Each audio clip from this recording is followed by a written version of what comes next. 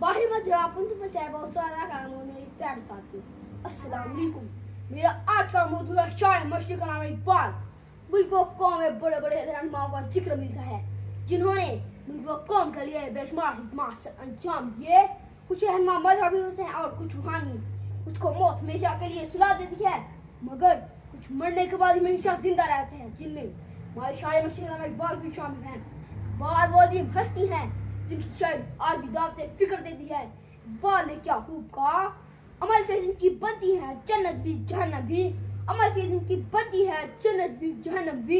یہاں کی اپنی فطرت میں نوری ہے نہ ناری ہے. اقبال 9 نومبر 1877 کو سیالکوٹ میں پیدا ہوئی. آپ کا نظریہ اسلام کے مطابق تھا. آپ پاسی کے رسول صلی اللہ علیہ وسلم تھے جس کی بات شرف آپ کی شاعری میں نظر آتی ہے. آپ نے کہا کہ محمد سے وفا تو نے تو ہم تیرے ہیں, کہ محمد سے وفا تو نے تو ہم تیرے ہیں. یہ جہاں چیز ہے گیا لہو قلم تیرے ہیں. اقبال نظریہ پاکستان کے علاق تھے. آپ نے برصغیر مسلمانوں میں نظریہ خود پیدا کیا. آپ نے کہا مسلمانوں کی وہ نظریہ رسم روحانی کی اگلی تنہاٹ دیکھتے ہیں.